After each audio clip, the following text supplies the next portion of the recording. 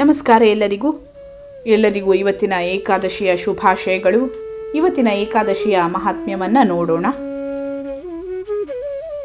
ಯುಧಿಷ್ಠಿರ ಕೇಳ್ತಾನೆ ವಾಸುದೇವನಲ್ಲಿ, ಹೇ ವಾಸುದೇವ, ನಿನಗೆ ನಮಸ್ಕಾರ.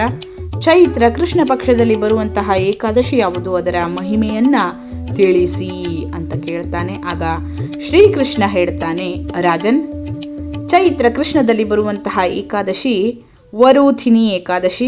ಇದು ಈ ಲೋಕ ಮತ್ತು ಪರಲೋಕದಲ್ಲಿ ಕೂಡ ಸೌಭಾಗ್ಯವನ್ನು ಕೊಡುವಂತಹದ್ದು. ವರೂಥಿನಿ ವೃತ್ತದ ಆಚರಣೆಯಿಂದ ಸದಾ ಸೌಖ್ಯದ ಲಾಭ ಮತ್ತು ಪಾಪಗಳ ನಾಶ ಆಗ್ತದೆ. ಇದು ಸಮಸ್ತ ಲೋಕಗಳಿಗೆ ಭೋಗ ಹಾಗೂ ಮೋಕ್ಷವನ್ನು ಕೊಡುವಂತಹದ್ದು.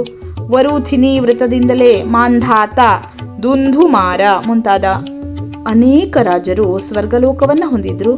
10,000 ವರ್ಷ ತಪಸ್ಸು ಮಾಡಿ ಪಡೆದ ಫಲಕ್ಕೆ ಸಮಾನ ಫಲ ವರೂಥಿನಿ ಏಕಾದಶಿ ವೃತ್ತದಿಂದ ಮನುಷ್ಯ ಪಡೀತಾನೆ. ನೃಪಶ್ರೇಷ್ಠ, ಕುದುರೆಯ ದಾನಕ್ಕಿಂತ ಆನೆಯ ದಾನ ಶ್ರೇಷ್ಠ. ಭೂಮಿಯ ದಾನ ಅದಕ್ಕಿಂತಲೂ ಶ್ರೇಷ್ಠ. ಭೂಮಿ ದಾನಕ್ಕಿಂತಲೂ ಅಧಿಕ ಮಹತ್ವ ತಿಲದಾನಕ್ಕಿದೆ. ತಿಲದಾನಕ್ಕಿಂತ ಶ್ರೇಷ್ಠ ಸ್ವರ್ಣದಾನ, ಅದಕ್ಕಿಂತ ಮೇಲೂ ಅನ್ನದಾನ. ಯಾಕೆಂದರೆ ದೇವತೆಗಳು, ಪಿತೃಗಳು ಹಾಗೂ ಮನುಷ್ಯರಿಗೆ ಅನ್ನದಿಂದಲೇ ತೃಪ್ತಿಯಾಗ್ತದೆ. ವಿದ್ವಜ್ಜನರು ಕನ್ಯಾದಾನವನ್ನ ಅನ್ನದಾನಕ್ಕೆ ಸಮವಾದ ಫಲವೆಂದು ಹೇಳುತ್ತಾರೆ. ಅಂತಂದರೆ ಕನ್ಯಾದಾನಕ್ಕೆ ಬರುವಂತಹ ಫಲ ಹಾಗೆಯೇ ಅನ್ನದಾನಕ್ಕೆ ಬರುವಂತಹ ಫಲ ಎರಡೂ ಸಮ. ಕನ್ಯಾದಾನಕ್ಕೆ ಸಮಾನವಾಗಿ ಧೇನುದಾನ ಅಂದರೆ ಗೋದಾನ ಫಲವನ್ನು ಕೊಡುವುದು. ಇದು ಸಾಕ್ಷಾತ್ ಭಗವಂತನ ವಾಣಿ.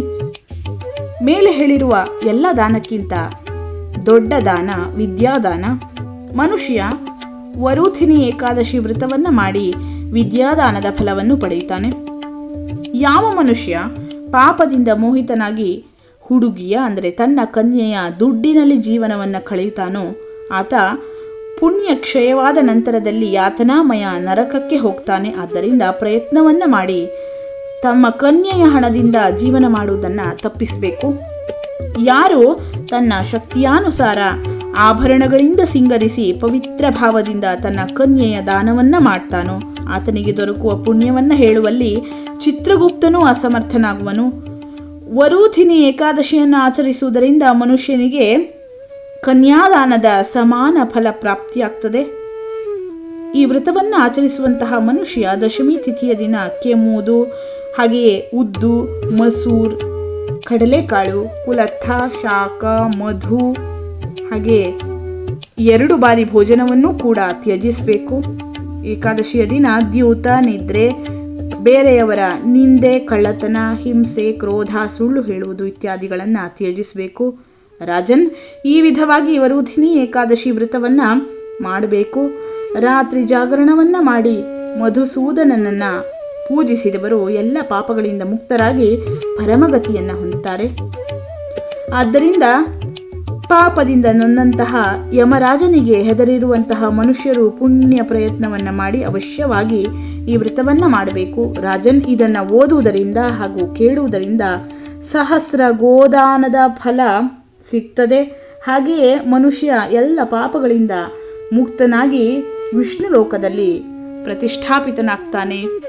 ಈ ರೀತಿಯಾಗಿ ಯುಧಿಷ್ಠಿರನಿಗೆ ಶ್ರೀಕೃಷ್ಣ ಈ ದಿನದ ವರೂಥಿನಿ ಏಕಾದಶಿಯ ಮಹಾತ್ಮ್ಯವನ್ನು ಹೇಳುತ್ತಾನೆ.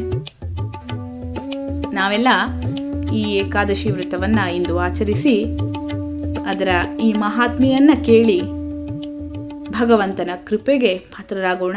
ಧನ್ಯವಾದಗಳು. ಲೋಕಾಹ ಸಮಸ್ತಾಹ ಸುಖಿನೋ ಭವಂತು.